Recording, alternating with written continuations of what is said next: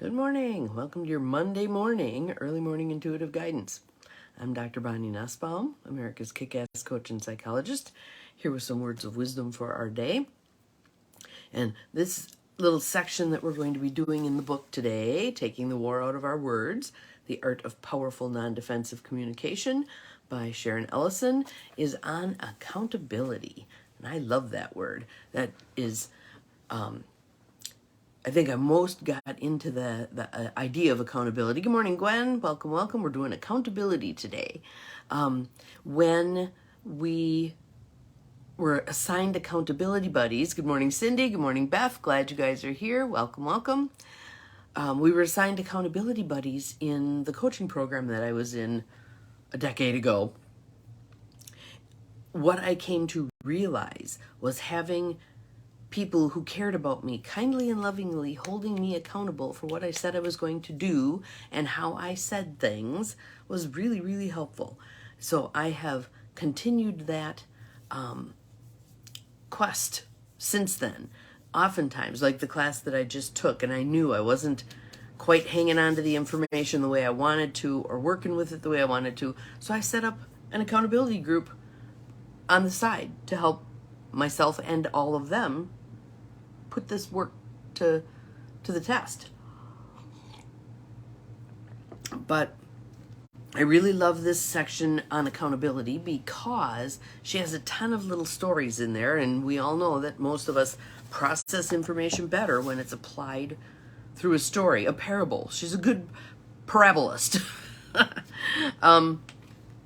So for those of you who are following along in the book, we are on page 140, accountability. So let me just read through and see what grabs you. Maybe put some comments in the feed as something kind of chimes for you. Accountability. Often when others do things that are harmful to us, everyone involved is aware of what is happening. But because we are communicating from within the war model, we are afraid to expose the other person's behavior or attitude, and so therefore become complicit in doing ourselves harm. So we've got this mistaken idea that somehow letting someone know, calling them out on what they're doing, isn't the way to go, which then allows the behavior to continue. Good morning, Linda. So I love the examples that are in here because they're very clear on how you can point out the behavior, not expecting them to own it, not expecting them to change it, but you've called it out. You put it on the table. So here's some examples. The first one was Geneva and Clyde. They were a divorced couple. She no longer wanted to have him attending family holidays, but was afraid to tell him he was uninvited for fear he'd hold up her alimony check. So, which he did, But what it says is, Geneva knew Clyde would hold up her alimony check when she didn't invite him to holiday meals, but she was afraid to say so. She was afraid to say to him, I am afraid you're going to hold up my check if I don't invite you to the holiday meals, and I'd rather have you have your meal with the kids separate from me having a holiday meal with the kids. We'll rotate, whatever. She initially held back, thinking Clyde would have more power over her if she spoke up. When we do speak up and bring what we see out into the open, we expose the person's manipulative behavior and reduce its power. And my caveat would be, don't call it manipulative behavior. Hey, you're being a manipulative jerk. Blah. No, that's not what we're saying. As I run through the examples, I think it'll be clear how she suggests we go about calling out that behavior. Much of the strength of manipulative games comes from their remaining unopenly acknowledged, even when everyone knows what's going on. So the pink elephant's in the living room, nobody's saying the pink elephant's in the living room, and the pink elephant continues to mess up the living room, right? Once Geneva named Clyde's behavior, he felt more accountable for it.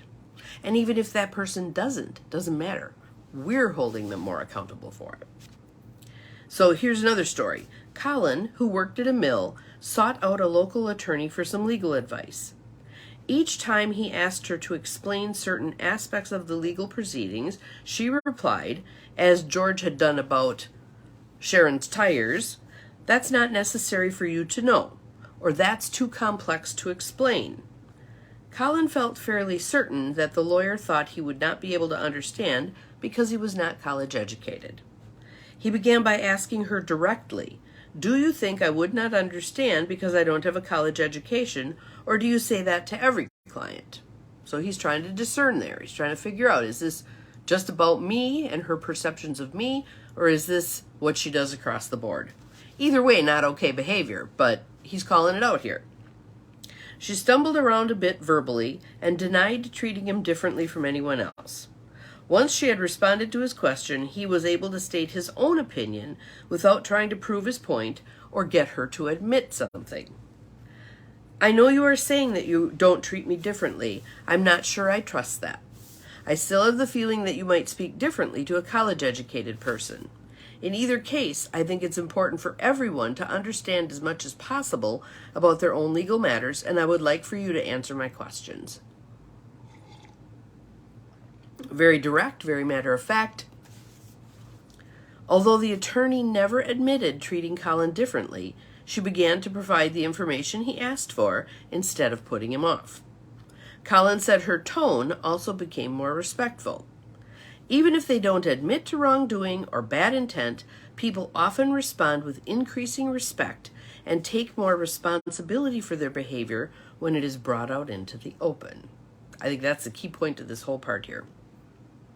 Even though the lawyer overtly denied her accountability, it was harder for her to repeat the behavior once the issue was clearly on the table. It was as if the mirror of Colin's statements continued to shine on her. And I think that's true. When someone knows, if I say this, she's going to call me out on it, they become far less likely to say it, which is fine. They can think it all they want. I just don't want it influencing our interactions, what we're doing together. So, the next one is the one where Frank was Nancy's boss, and when she bent over to pick something up, he grabbed her butt. In the same way, if Frank had denied being sexually inappropriate when he grabbed Nancy by saying something like, "Don't be so uptight," whatever, she could still have held him accountable by stating her position openly. "I am very clear that no one has the right to touch me without my permission, and also that your behavior qualifies as sexual harassment. I will report you if it happens again." Again, matter of fact, she's just talking her point of view. She's not trying to convince him of anything. She's just telling him what's going to happen if this ever occurs again. Nancy does not have to convince Frank to agree with her viewpoint. If she tries to convince him, she loses power. Don't waste your breath on that. As my grandmother would say, save your breath to cool your soup. You're merely stating your position. It doesn't matter if they agree or they disagree. Nor does he need to acknowledge responsibility for his behavior in order for her to establish her intention of holding him accountable. By simply making her position clear, she will be more influential in stopping the behavior. Now there's a little footnote that goes with that one. In a professional situation, which this was, he was her boss. Good morning, Susan. Glad you're here.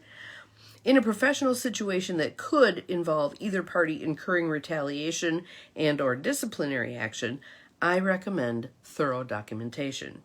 For example, Nancy could document the incident and have it certified by a notary. Oftentimes, too, when we've sent emails or text messages or whatever, there's a timestamp on that stuff. So keep the running record. You might print off the email. You might do the same for a text message, a string of comments back and forth. Save that stuff. If you feel like there's any inkling that this could get uglier, have your documentation lined up. If Frank suddenly began giving her bad performance reviews or took other retaliatory action, she could verify the date and content of the event that preceded the change in performance reviews. She could also send him a certified letter indicating she would take no further action as long as there were no more incidents and no retaliation. I'm not sure I would even go that route. Let him own responsibility for his behavior, if he does or he doesn't, but she's holding him accountable. She's holding him accountable, all right? So here's another one. This is the one where Floyd was dressed in a suit, went to apply for a job, and the woman assumed that he was there for a bus driver job, which he was not. He was there for, I believe, a counselor job. His perception being that she assumed he was there for a bus driver job because he was Native. So let's see what happens. If the woman at the school district office had spoken rudely to Floyd after he had asked her about her assumption that he was applying for the bus driver position, instead of him angrily walking away, he might have said, "It's hard for me to imagine that you would think a white man dressed in a suit was here to apply for a bus driver position, so I believe you probably made that assumption because I'm Native American." He could end by saying he hoped she would consider why she made an assumption about which position he was applying for and how hurtful such assumptions can be to people. After hearing his words, the staff member might be more conscious of her behavior. She might also not be, but she knows very clearly that Floyd's going to call her out on her behavior if it ever occurs again, right? When we feel vulnerable, we typically want to hide it, especially from someone who is being disrespectful. However, I believe that when we are clear about the effect other people have on us, we enhance our ability to hold them accountable. So I can think of one that happened for me at one point, which was owning the motel, someone walking into the office with a gun, a handgun. And he wasn't being threatening. He was just being cavalier, basically. And so I said, "Can you go put the gun back in your vehicle? You're making me really uncomfortable." And he kind of did the blow off thing, but he went and put it back in the vehicle. Some people in that circumstance might have felt, I'm tipping my hand. I'm letting him know this is intimidating. I didn't care. I wanted that thing out of my office. All right. So I don't think it's, I agree with her. Speaking the truth about the vulnerability actually garners us power in terms of our position, okay?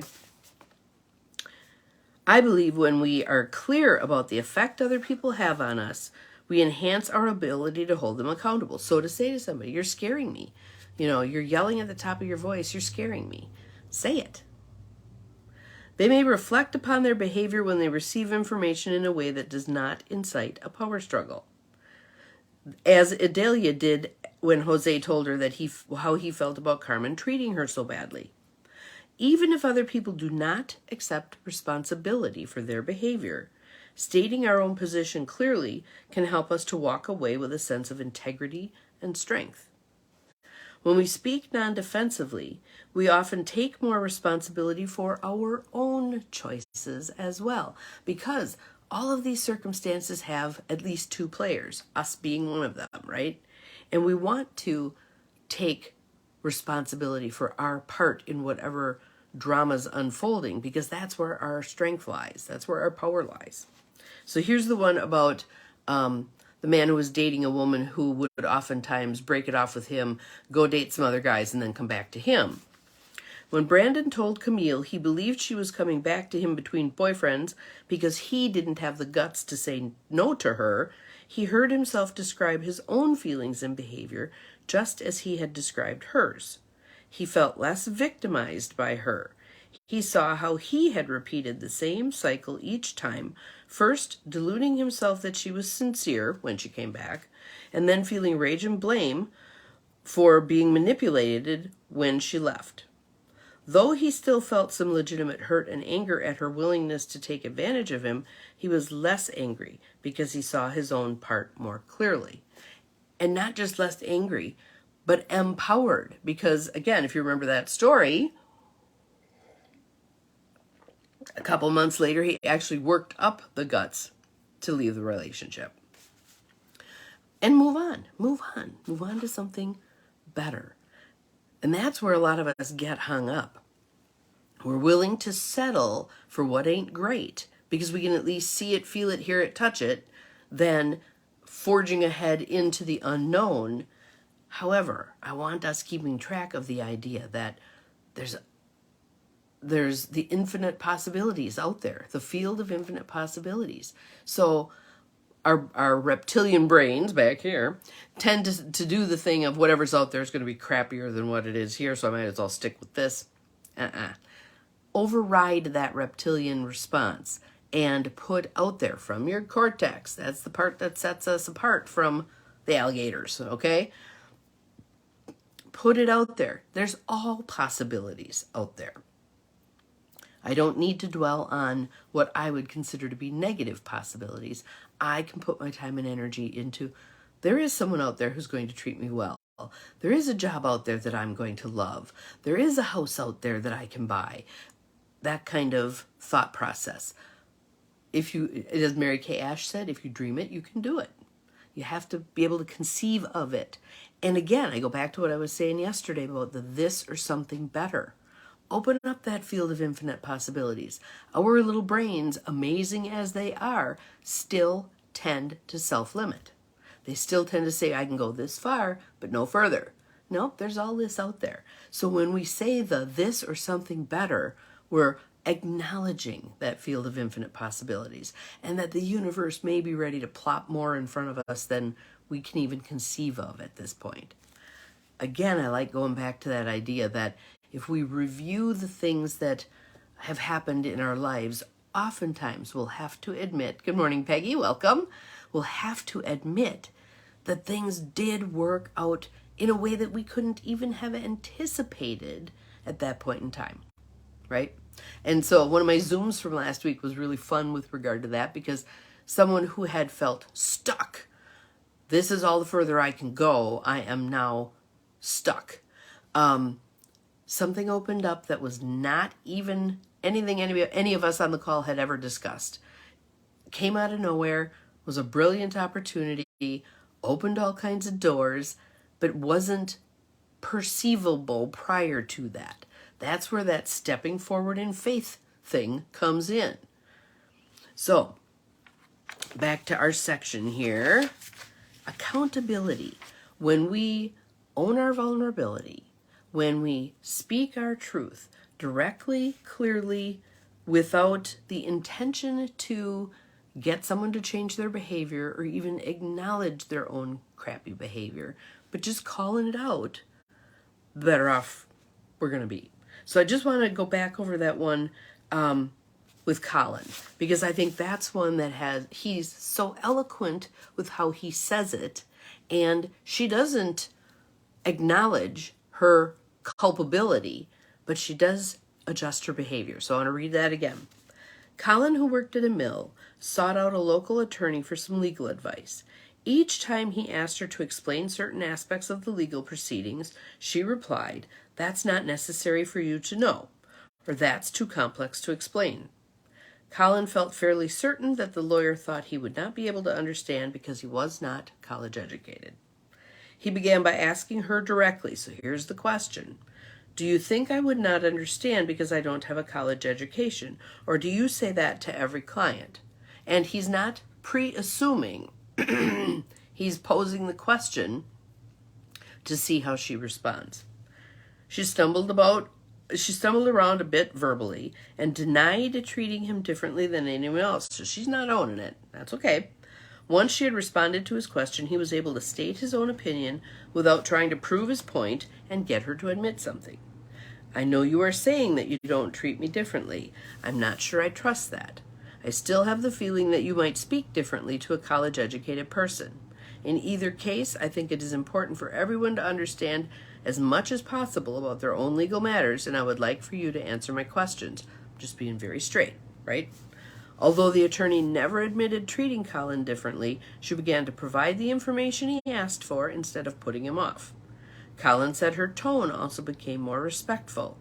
Even if they don't admit wrongdoing or bad intent, people often respond with increasing respect and take more responsibility for their behavior when it is brought out into the open. Even though the lawyer overtly denied her accountability, it was harder for her to repeat the behavior once the issue was clearly on the table. So, what I'd like us all to practice today is I'd like you to think back on some circumstances, events, unfoldings with people where you did not call them out on it, in this fashion. Or if you did call them out on it, they denied up and down. I want you to replay those scenarios in your mind. And I want you to come at it from this perspective. It's not my job to get them to admit their crappy behavior. It's not my job to get them to change their crappy behavior. It's merely my job, my accountability, is to speak my truth, put my perception out there. I'm wondering if you're thinking I'm not smart enough to understand this. I am wondering if you're thinking that it's okay to speak to me in that tone. Put that out there. Doesn't matter if they deny, doesn't matter. You're not trying to convince them this is how I see it. You're just merely stating your position, and then it's important to me that you treat me with respect. Leave it sit there. If things deteriorate, you can always leave. If the person, sometimes, I've had this happen too, the person will deny it up and down in the moment, then goes away and thinks about it, then comes back and says, I was thinking about that, and yeah, I was a crab that day, or yeah, I was thinking you weren't going to get it, or whatever else. So I'd like you rethinking some previous circumstances to get some practice with this. And then have your eyes peeled. I hate that description. I don't know why that's weird. Have your eyes open to opportunities to, good morning, Carolyn, welcome. Opportunities to practice this. A good signal that an opportunity is presenting itself is when you feel that little flush of anger, stiffening, whatever. You're having a reaction to whatever has been said, right? That's your moment to pause, take a step back, take a couple of breaths. That person will wait for you. What the heck? Get yourself organized in terms of, okay, how do I want to say this? It could be owning, I'm having a little bit of a reaction to what you just said. I'm wondering if you meant A or B. Okay? You've put it out there. You're owning your own reaction. That's huge. Once they respond in whatever way they respond, you then can say, it's important to me that, and fill in the blank. It's important to me that I feel like we're operating on a peer-peer level. It's important to me that you hear my opinions on things, whatever it is, okay? Take some practice shots at this thing. Are they all going to go well? Not necessarily, but it's good practice, right? And this accountability piece I just think is huge. So that's what we're working on for today. And a week from today, I'm actually leaving for Mexico. So I'm going to see, I'm kind of planting seeds here. I'm going to see if it's possible for me to do early morning intuitive guidances from the Airbnb that we'll be staying at. I'm thinking that's probably going to be possible. We'll see how it goes. But next Tuesday, a week from tomorrow, might be a little dicey with regard to that because I think I've got to be to the airport at 5. So I might take a whack at it sitting in the airport. We'll see what we get. But have an awesome day. We'll see you again tomorrow. Practice accountability. See what you can do to empower yourself and others with accountability. And we'll see what our card is for tomorrow. Bye.